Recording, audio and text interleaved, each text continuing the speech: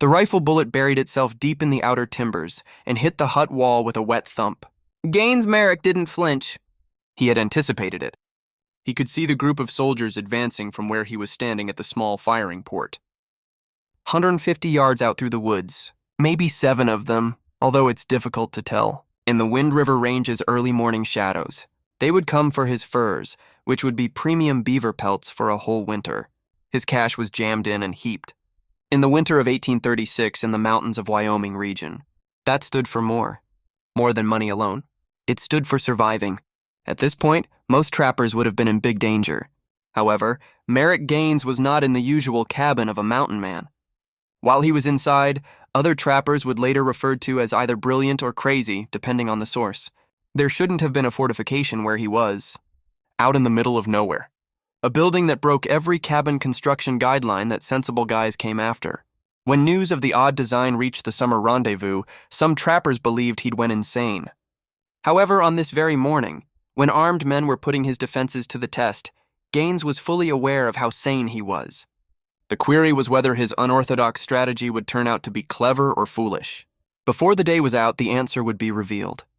Merrick Gaines was among the group of trappers who traveled west and reached the Rocky Mountains in 1829. By tales of fortunes made using the pelts of beavers. He was 24 and well-educated. The son of a Philadelphia merchant who educated him engineering and mathematics, he went above and beyond what was usual for a trapper. Until Gaines concluded he wasn't cut out for the counting house. The mountains provided him with plenty of adventure, which was what he desired. Gaines's education wasn't what set him apart. There were plenty of educated mountain guys, according to Jedediah Smith, scripture and maintained thorough diaries. Despite his inability to read, Jim Bridger's memory was acute enough to recall all the passes and creeks he had ever traversed. Men were drawn to the highlands because they could think because you survived by thinking. Gaines was unique because of the way he tackled issues. The majority of trappers learnt from custom and experience. They followed the established procedures because they were effective. Gaines instantly began to question why he was using conventional ways. Why construct a cabin in this manner? Why employ that method? Is there a more effective method? He was an oddball at the rendezvous parties because of this inclination. As other trappers shared tales and drank, Gaines would draw drawings in the mud while drinking whiskey, solving engineering puzzles unrelated to trapping. How could a stronger, more defensible cabin be constructed? Other trappers discovered this funny at first, then a little worrisome. When he needs to take action, a man who thinks too much could hesitate. However, Gaines demonstrated his ability. In the highlands, he could trap just as well as any man. He was able to hunt, track, and live. Harsh winters and traverse terrain that would quickly kill a greenhorn. His physical prowess earned him admiration. He gained a reputation for being somewhat odd but innocuous due to his outlandish beliefs. That standing 1834 saw a change. In order to comprehend the improvements made, you must comprehend the reality of mountain men's lives in the 1830s. Typically, trappers didn't reside in cabins that are permanent. They followed trap lines, wintered, and shifted with the seasons. At the summer rendezvous and in makeshift campgrounds, mobility was the foundation of the entire system. However, some trappers, semi-permanent winter camps would be established, especially by those who had discovered productive territory. In order to provide shelter for these settlements, it was necessary to construct something that could last the harsh alpine winters, where snowfall might totally cover a structure, and temperatures could plummet to 40 degrees below zero. The conventional method was easy.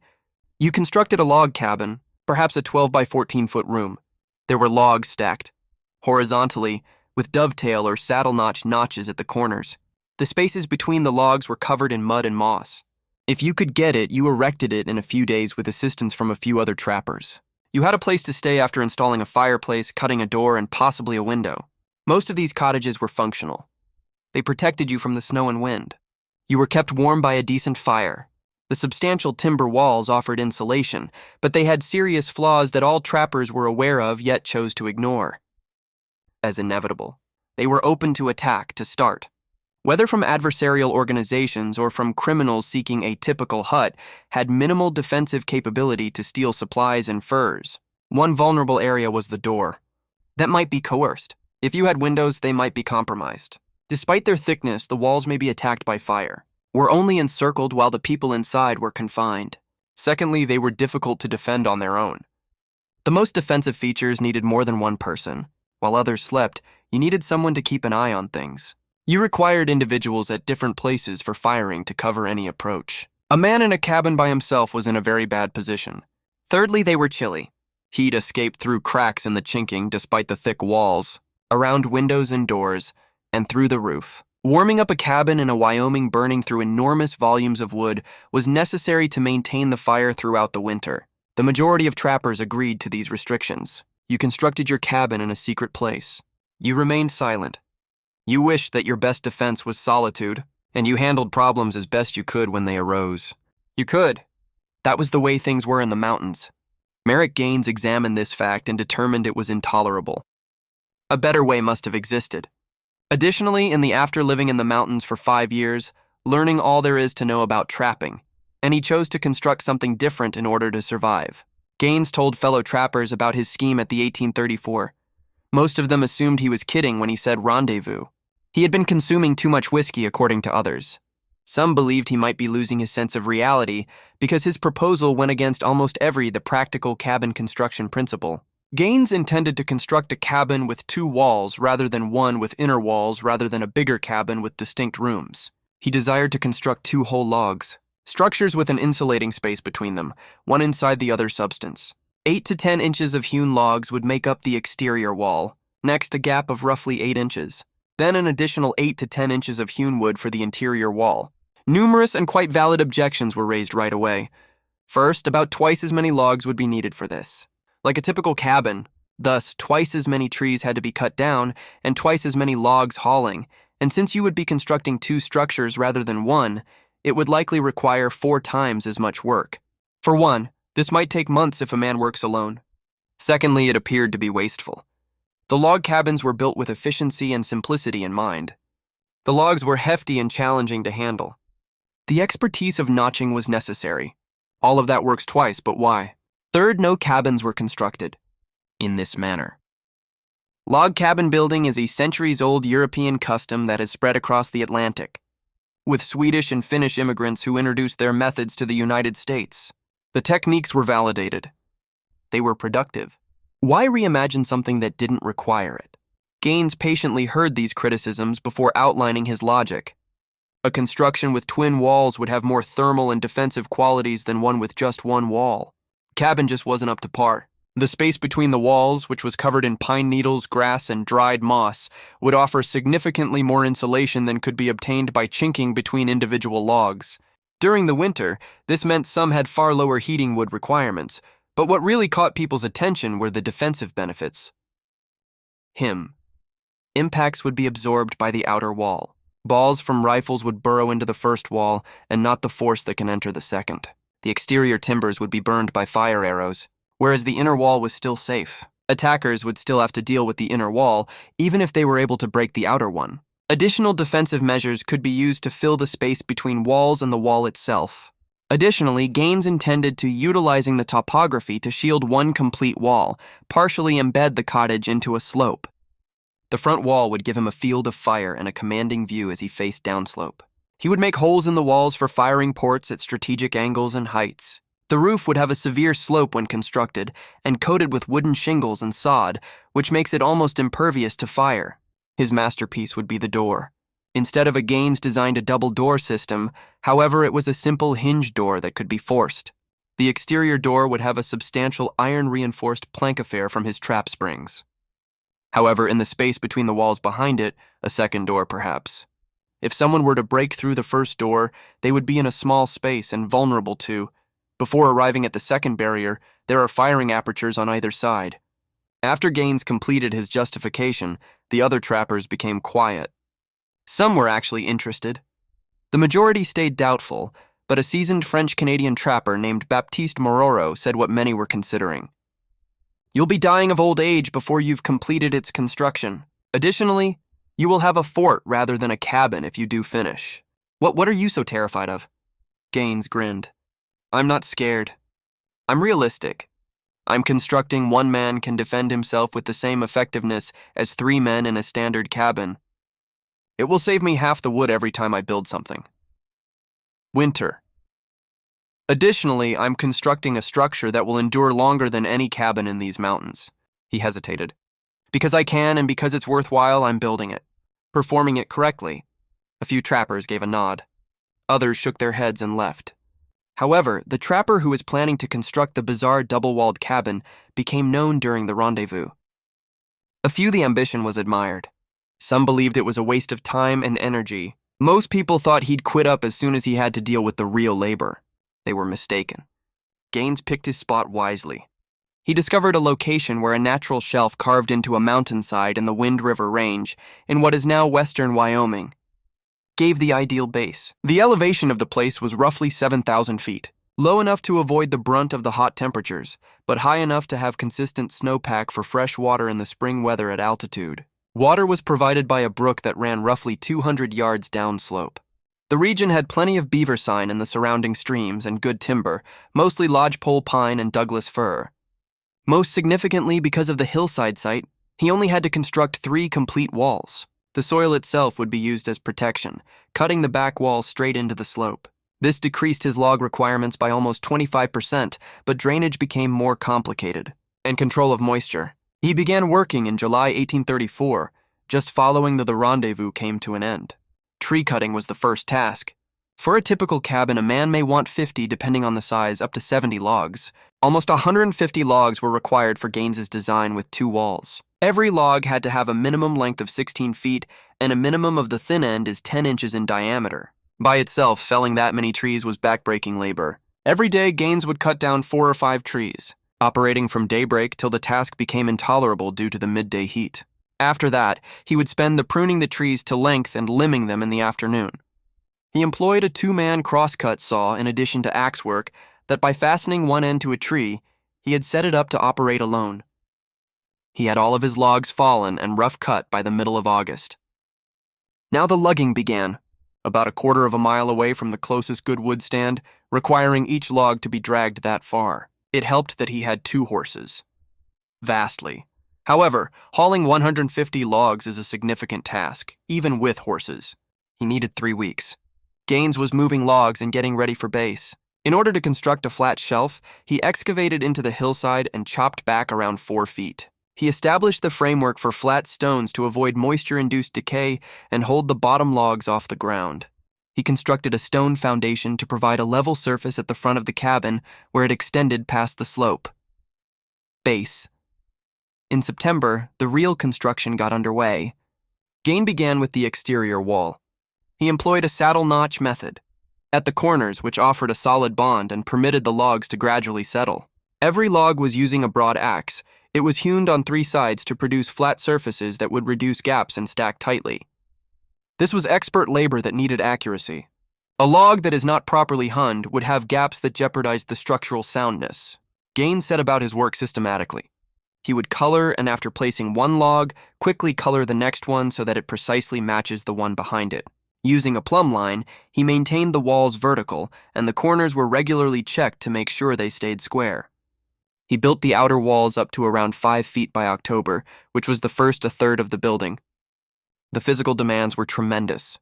Hewn logs once weighed between 300 and 500 pounds each when cut to size. To move them into position, a mix of pure willpower, ramps, and leverage. Gaines utilized his horses to construct a system of skids and counterweights, although using force was necessary for a large portion of the task. Gaines started to observe the exterior walls as they climbed, developing defensive advantages. He had positioned firing ports around every 5T, cutting them at an angle to create a thin exterior and a bigger interior opening. He had a wide field as a result of internal fire while posing little external threat. Some of the ports were floor level, and their heights varied. Level, some at chest height, so he can shoot from various angles based on the danger. Lately, by October, the exterior walls were finished and roughly 8 feet high. Then came the most creative element in the design. Instead of beginning the inner wall right away, Gaines constructed a temporary structure within the outer shell. In addition to supporting the inner wall, this framework would enable him to install insulation, the space. The inner wall rose more quickly than the outside, in part because to Gaines's improved methods and he was able to work indoors, where he was shielded from the elements. At 7,000 feet, Wyoming winters arrived early, and by November he had to battle with frigid weather and snow. However, the exterior wall served as a windbreak, so he could labor under comparatively comfortable conditions despite the harsh weather. The space between walls became the crucial element of his invention. Feature. Gaines crammed layers of insulating material into the area as the inner wall rose. Went dry first? Pine needles and dried grass, followed by moss, which he had been gathering all summer. He crammed it in, pressing it down to form a thick wall. In several places, especially on the north wall where the winter winds were most intense, he created a composite by adding layers of bark and even mud mixed with grass. It could not have been accomplished with a single wall design. By December, both walls were finished. Next was the roof. Gaines used split timbers and poles to construct a steeply pitched roof. The pitch was crucial, because instead of gaining weight, it would shed snow. He installed overlapping rows of hardwood shingles over the poles, separated from cedar that he had brought in especially for this use. A layer of bark was applied over the shingles, and over he created a leon by laying everything sod, grass side up. He owned the door system. Last significant building task. He would make the entrance a little larger and taller than was required so that he could construct a recessed area.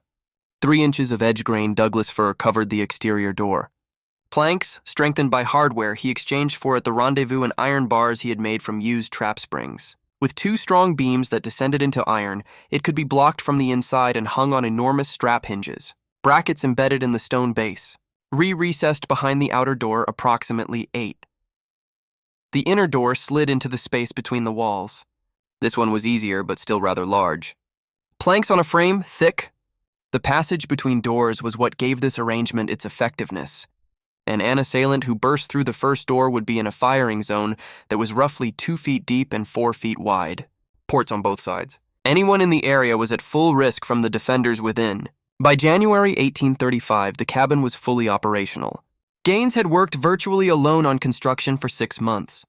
Aside from the brief stops made by other trappers who were curious, he had consumed over 150 logs. 2 tons of stone for the insulation, thousands of pounds of moss and grass for the fireplace and foundation, as well as enough wood shingles to cover twice the surface area of a typical cabin roof. The end product was a building that was unique to the Rocky Mountains. Gaines's first winter was spent in the finished cabin, and the benefits were evident right away. The insulation in the double walls performed even better than he had expected. In a typical cabin, the fire might need to be fed every hour or 2 during the night. In order to Gaines discovered he could fuel his fireplace before bed and wake up to keep it warm, to keep the interior warm and the charcoal hot enough to ignite a fire again quickly. The difference in temperature was striking. When the outside temperature fell to 20 degrees below zero on one particular night, the inside of the cabin stayed cozy enough for Gaines to sleep without the bulky winter buffalo robes that were customary. Mountain men's bedding. A heat barrier was created by the trapped air in the space between the walls, and the dense heat was kept from escaping by insulation. Comfort wasn't the only factor here. It was discussed as the economics of survival. In the winter, gathering wood was a hazardous and taxing task. Travel was challenging due to the deep snow. Extended outdoor work was dangerous due to the temperatures. He was safer the less wood gains were required. According to his estimation, compared to a single wall, the double wall design cut his wood usage by around half. Typical cabin. That meant less risk, less work, and less time spent in winter conditions. During that first winter, defensive features demonstrated their value in more minor ways. Twice. Wolves made their way to the at night. The scent of meat from Gaines's hunting drew him to the cabin. In a normal cabin, this would have asked for stepping outside to chase them away, which was risky in the cold and dark. Gaines only opened a gun range from his cottage. Port, then let out a warning shot. Wolves couldn't see inside due to the small entrance, but he had a clear fire field. A small band of trappers passing through the region made a halt at Gaines's cabin in March. They had heard about the twin wall fort and wanted to visit it for themselves. They had differing responses. A few were amazed by the warmth and seeming robustness of the construction. Others were skeptical about whether it had been worth the extra effort. Thomas Crawford, a veteran trapper, took a close look at the walls and observed something Gaines hadn't emphasized. The cabin was much quieter inside thanks to the double wall architecture. The 2 log layers and the insulation between them absorbed outside noise. Gaines could therefore be transferred around within without being heard from outside, a big advantage if someone was approaching with unfriendly purpose. Crawford also asked Gaines to show how the firing ports operated after noting them. Gaines demonstrated to him how each port might cover a certain arc of approach. One of the defenders had a broad field of vision and was able to target with ease. The small openings were challenging to aim at from the outside and offered little opportunity for retaliation. Crawford believed it. He claimed to have built something special here. I'm not sure if all men require this, but this alters the situation for a man operating alone in hazardous conditions. You can defend yourself as successfully as 2 or 3 men in a standard cabin. News of the cabin kept getting out. During the 1835 rendezvous, Gaines was the focus of a lot of interest. A few trappers requested thorough explanations of his building methods. Others desired to argue if the effort was worthwhile. A few entrepreneurial men began considering constructing their own comparable buildings. However, the majority of trappers were still dubious. The amount of labor needed seems to overwhelming for ambiguous advantages. Ultimately, the majority of mountain men lived well in ordinary huts or more transient structures. The double wall design appeared to be overanalyzing an unnecessary issue. Such a complex fix. It would be a winter morning in 1836 that would alter that skepticism. Success was the first sign of trouble. The fall of 1835 was a very successful trapping season for Gaines. He had worked trap lines that others had not found, and the beaver population in his area was robust. By December, in his cabin, he kept more than 200 prime pelts, which might fetch more than $1,000 if sold at the next meeting. That kind of money made you a target in the mountain man economy. Informal channels were used to spread the word. Groups of trappers. Gaines's money had been spotted. Someone had talked about it, and someone had made the decision to accept it. 7 men made up the group that arrived that February morning in 1836. They weren't dressed formally. They were what mountain men termed blacklegs, a loose assemblage of failed trappers, opportunists, and deserters who made their living by robbing others. A few had legitimate trapping experience, but had been thrown out of the legitimate fur trade by debts or conflicts. Since they had nothing to lose, they were dangerous. For 2 days, they had monitored Gaines's cabin and tracked his whereabouts from hiding in the wood. They had followed him around when he went outside to get wood and had noticed smoke coming from his chimney, as well as water. They had verified that he was by himself. 1 man versus 7. The likelihood appeared to be too much. They were unaware that Gaines had been the first to notice them. A trapper who makes it through the mountains acquire reflexes regarding danger. Minor behavioral shifts in animals, minor disruptions, having the impression that something is off. That uneasiness had been with Gaines for 2 days. He had seen a hint of movement in the wood that was not consistent with the patterns of elk or deer. He had observed his horse's uneasiness. He was sure he had company. However, he had been ready for the prospect. He had additional wood with him. He had completed his containers for water. He had placed ammunition at each firing port and loaded his guns. And he had gone through his defensive strategy. Gaines was prepared when the first rifle round hit his outer wall that morning. The group's approach was simple.